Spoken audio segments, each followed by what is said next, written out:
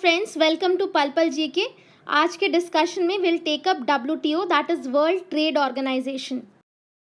WTO के अंदर बहुत सारे important agreements and terms defined हैं and prelims point of view से बहुत सारे क्वेश्चंस तो डायरेक्टली आ जाते हैं दैट अ पर्टिकुलर अग्रीमेंट या फिर कोई टर्म किस वर्ल्ड इंस्टीट्यूशन से रिलेटेड है।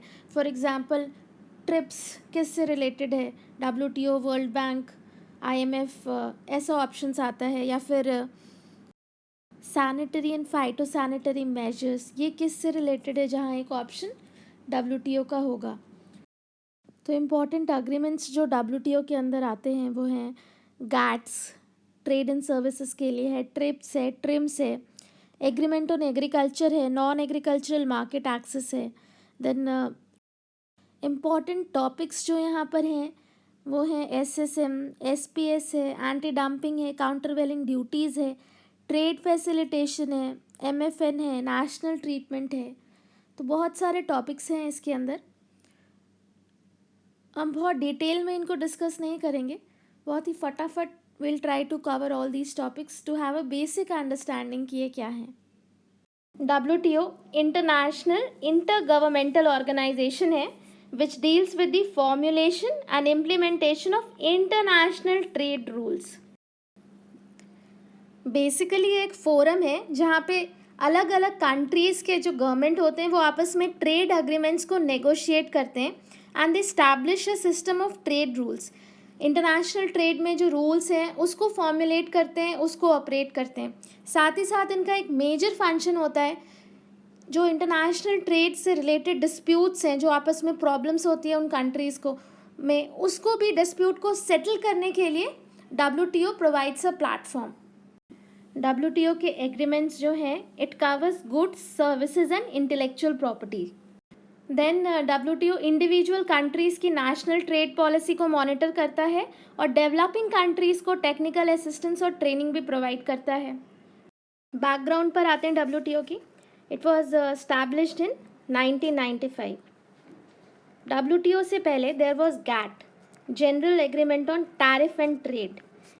ये only international trade in goods, सिर्फ गुड्स को कवर करता था, गुड्स में इंटरनेशनल ट्रेड को कवर करता था GATT। एंड इसके अंदर उरुग्वे राउंड ऑफ नेगोशिएशंस में WTO का करंट फ्रेमवर्क तैयार हुआ and then GATT was replaced by WTO, that is World Trade Organization, in 1995. Currently WTO में दोहा नेगोशिएशंस एजेंडा, इसके अंदर ट्रेड नेगोशिएशंस चल रहे हैं and this Doha round was started in 2001. WTO से रिलेटेड जो इम्पोर्टेंट टर्म्स है will now see them. Most favoured nation, it means treating all the member countries equally under the WTO agreement. Although इसका नाम है most favored, but exactly it means that countries cannot discriminate between their trading partners. So actually this term most favored, this is a misnomer.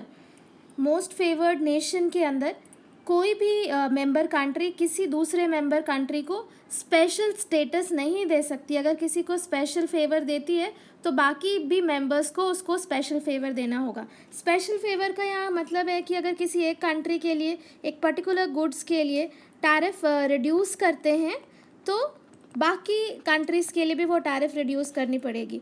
मान लीजिए अगर India एक product X import करती है श्रीलंका से एंड जापान से भी वो सेम प्रोडक्ट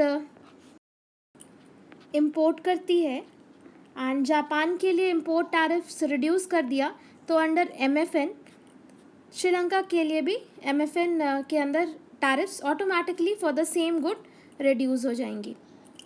इंडिया पाकिस्तान के रिलेशंस में MFN न्यूज़ में रहता है because India has granted MFN status to Pakistan 1996 में ही दे दिया था। After WTO was formed in 1995, 96 में इंडिया ने पाकिस्तान को MFN स्टेटस दे दिया था, लेकिन पाकिस्तान ने अभी तक इंडिया को MFN स्टेटस नहीं दिया है।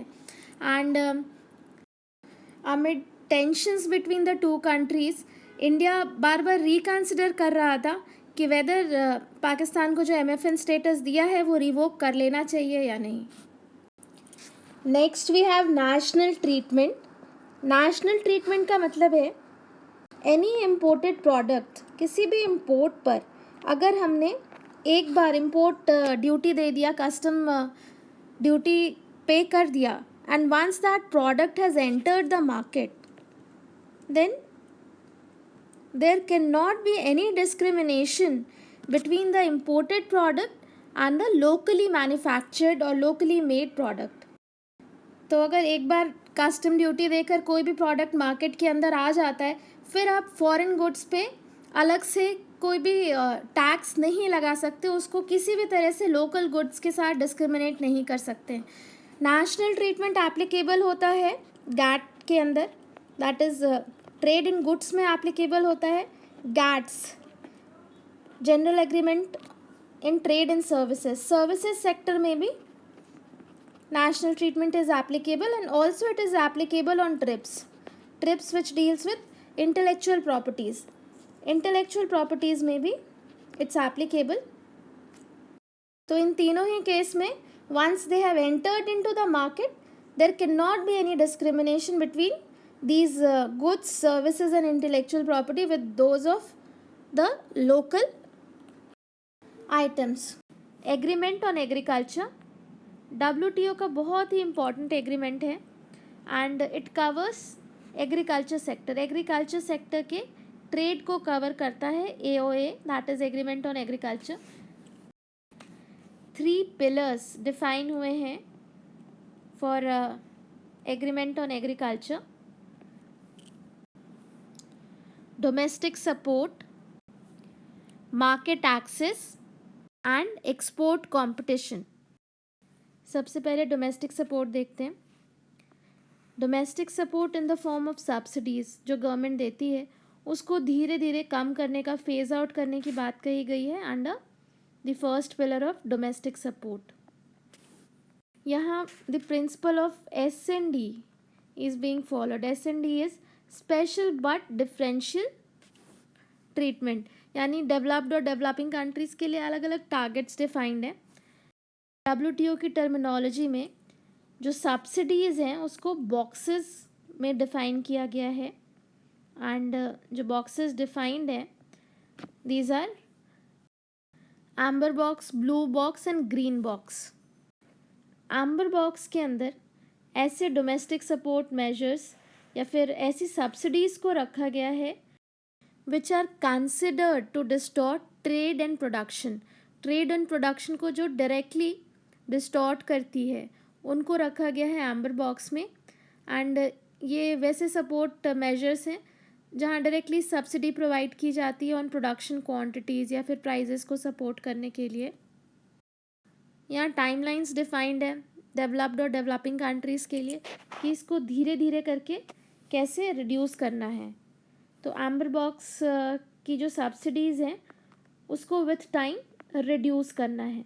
ग्रीन बॉक्स में ऐसी सब्सिडीज़ हैं जो परमिटेड है, बिकॉज इसमें ऐसे सपोर्ट मेजर्स हैं जो ट्रेड को डिस्टॉर्ट नहीं करता है।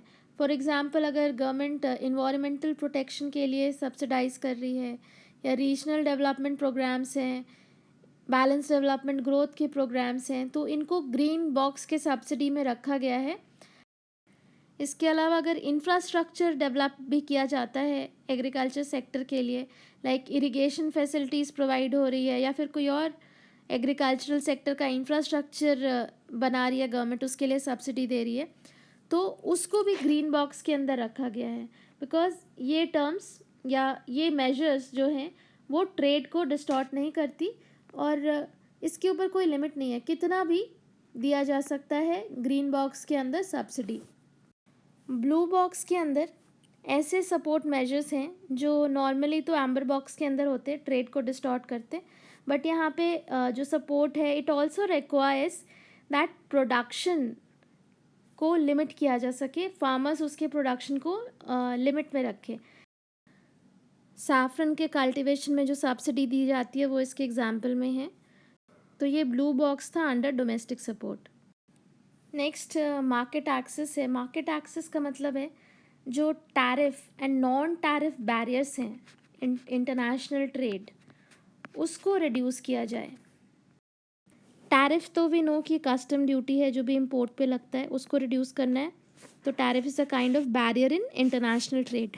नॉन टैरिफ बैरियर्स में इसमें दूसरे तरह के बैरियर्स हैं इंटरनेशनल ट्रेड में, जैसे कोटा है जो क्वांटिटेटिव रिस्ट्रिक्शंस लगाता है on import. Then importing country अपने यहाँ कुछ टेक्निकल रिक्वायरमेंट्स ला सकती है कि इस पर्टिकुलर प्रोडक्ट में ये रिक्वायरमेंट्स होने ही होने चाहिए। Then there can be bureaucratic hurdles. तो ये सारे नॉन टैरिफ बैरियर्स के अंदर आते हैं। तो मार्केट एक्सेस में अंडर एग्रीमेंट ऑन एग्रीकल्चर ऐसा एग्रीमेंट किया गया है कि ये दोनों barriers, tariff and non tariff barriers को रिड्यूस करना है। अलग अलग टाइमलाइंस एंड टारगेट्स डिफाइंड है for developed and developing countries. Next है एक्सपोर्ट कंपटीशन। ये थर्ड पिलर है एग्रीमेंट ऑन एग्रीकल्चर का। इसके अंदर एक्सपोर्ट सब्सिडीज़ जो मिलती हैं उसको रिड्यूस करना है, both by budgetary way and volume wise. Budgetary way का मतलब है जो परसेंटेज हम एलोकेट करते हैं बजट में फॉर सब्सिडी, उस परसेंटेज को रिड्यूस करना है। And also total volume of the subsidies के में जो total volume of the budget allotted होता है उसको भी रिड्यूस करना है। तो यहाँ दो बहुत ही रेलिवेंट मिनिस्टीरियल कॉन्फ्रेंसेस के बारे में भी बात कर लेते हैं। पहला है बाली मिनिस्टीरियल कॉन्फ्रेंस जो 2013 में हुआ, and the second is Nairobi ministerial conference in 2015। तो हमारे यहाँ हाल में ही फूड सिक्योरिटी एक्ट आया जिसके अंदर गवर्नमेंट सब्सिडाइज्ड फूड प्रोवाइड कर रही है to the poorer sections of the society. तो यहाँ पे बाली मिनिस्टीरियल कॉन्फ्रेंस बहुत ही रेलिवेंट है। यहाँ एक पीस क्लॉज इंसर्ट किया गया था जिसमें डेवलपिंग कंट्रीज़ को टेम्पररली अलाउ किया गया that they can provide subsidies for their food security programs. Then Nairobi ministerial conference 2015 में इसी कमिटमेंट को the member countries has reaffirmed. And also Nairobi ministerial conference में एक हिस्टोरिकल डिसीजन लिया गया था to eliminate agriculture export subsidies. Developed countries को immediately eliminate करने थे अपने export subsidies with some exceptions, and developing countries के पास थोड़ा लॉन्ग पीरियड था for its implementation. Next is NAMA, that is non agricultural market access. जो भी goods हमारे एग्रीमेंट ऑन एग्रीकल्चर इसमें कवर्ड नहीं थे वो सारे goods non agricultural market access इसके अंदर वो सारे गुड्स कवर्ड हैं। It basically includes manufacturing products, fuels and mining products, fish and fish product and forestry products. तो जितने भी मैन्युफैक्चर्ड सेक्टर के गुड्स हैं या इंडस्ट्रियल सेक्टर के गुड्स हैं वो सारे कवर्ड हैं अंडर नामा। नामा के अंदर नेगोशिएशंस बहुत इम्पॉर्टेंट है बिकॉज इसके अंदर जो भी प्रोडक्ट्स कवर्ड हैं they account for almost 90% of the world merchandise export. तो एक major chunk of international trade cover करता है NAMA negotiations. So that was all for this session of WTO। WTO से रिलेटेड बाकी टर्म्स एंड एग्रीमेंट्स हम अपने अगले video lecture में डिस्कस करेंगे। I hope you have like this session. Please subscribe to my channel Pal Pal GK and have a very nice day. Thank you very much.